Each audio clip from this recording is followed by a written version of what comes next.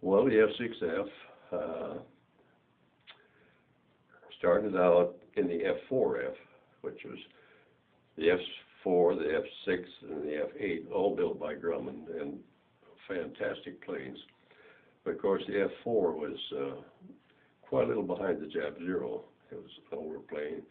You did. That was a Corsair. Well, the Corsair. I didn't fly the Corsair. The Corsair and the Marines pretty much had the Corsairs. We flew the F6F Hellcat, which was made by Grumman. But in the F4F, to get your wheel up, it took 30 turns on a crank like this while they're getting them up, and trying to stay in formation while they're doing it. Run the throttle and the stick. And that's what most of my training was in. And then when I went to operational training, the F6 had just come out, and they just had a few of them, so I got to fly it. Well, then when I got out to San Diego and we got our squadron formed, we trained pretty much in F4Fs for a month or so, and then we were one of the first squadrons to get F6s as a group, and they were faster than the Zero. We had armor plate back and underneath, which the Zero didn't have. And in the F4, to charge your guns, you had 4 deals down here. In the F6, you pushed a button. So the hydraulics and the electric stuff on the F6 was fantastic, you know, at that time.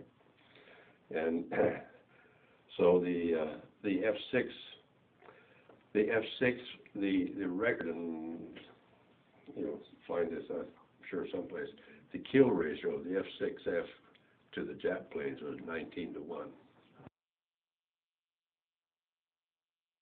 But the F6 was a great plane. It was a little bit faster than the Zero, but it was heavier, so it still couldn't outturn them.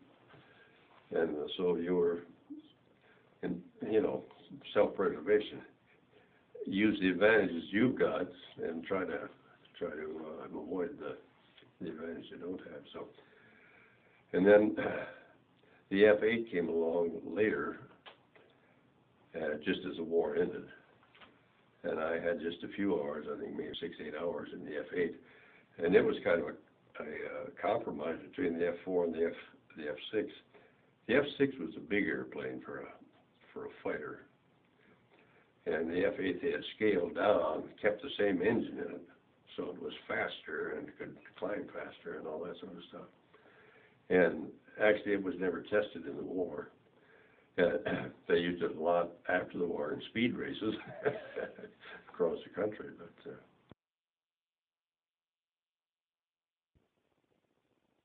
in a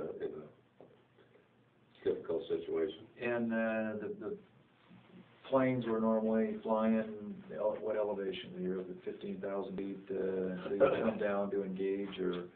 Yeah, I think 15,000 to 20,000 feet would be more or less the operating range that you were at. Yeah, if you're going to do strafing, stuff like that, yeah, you were right down on the deck. But if you were going to start bombing a bombing run or something, you'd start from that elevation, although you could come down some. One reason I think maybe why you flew at that altitude is that it seems like a lot of the anti-aircraft fire could reach that altitude. And what was the airspeed on an F6F Hellcat typically? If you were pushed, then I suppose you'd be looking at 270, 280. I don't know where you would. That's a long time ago. Probably seen fast at the time. Yeah, I know that in a dive you could do well over 300, but things were rattling when you did that. But the superiority or the speed of that aircraft, of the F6, didn't have a turning radius of a 0, but had, at least in terms of the kill ratio, clearly some attributes that made a very superior plane in the Well, air, helped keep air dominance during World War II. It could take punishment. We had planes that flew back out of our squadron that had a hole blown wing by an aircraft fire. Very difficult to fly, but they got back to the fleet with it. Of course, they couldn't land it; they had to bail out. And the F6 was most airplanes are difficult to maintain mechanically. The F6 had a what do you call it? But an up ratio of about 2/3. In other words, for lots of planes, you could only keep 1/3 of them flying. You could keep the F6 flying 2/3 of the time. It's the quality that was built into the plane, and so it was a very good airplane. The only airplane that I would really like, I would like to have flown the F4U, and I would like to have flown the P-51. And of course, one of the interesting things about the P-51, I don't know if you've ever seen the documentary that was made on I believe it's called the Muskogee Air Force, the all black, and they flew 51s, and they have a record. They never lost one bomber to enemy action, not one. They did lose some bad aircraft fire, but it was a marvelous airplane, and I'm sorry the Army had it not. Yeah, I would say that was primarily an Army asset, right? Yeah. At the time. Okay. Anything else to add? Your fighters carried a couple of bombs, so you could. We could carry. In fact, we ended up doing more bombing than the dive bombers did because faster, and we could carry either a 1,000-pound bomb or a couple of 500-pound bombs, and as far as the tactic of dive bombing, it's basically pretty much the same, whether it's a dive bomber or a fighter pilot or fighter plane. But do you remember the date of the combat mission when you shot down 4? it's in my logbook. I think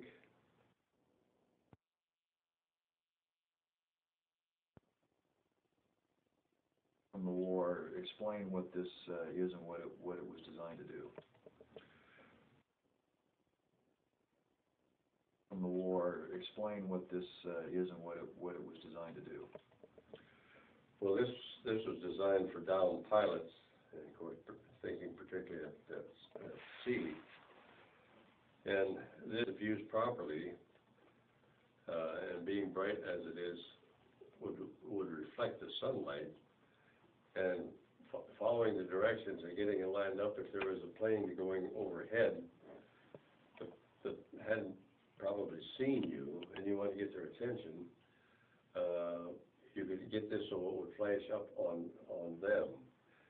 Now, I don't have any accounts of anybody who used it, but it was one of the things that was given to us for downed pilots. So it is a modern day GPS. It is, yeah.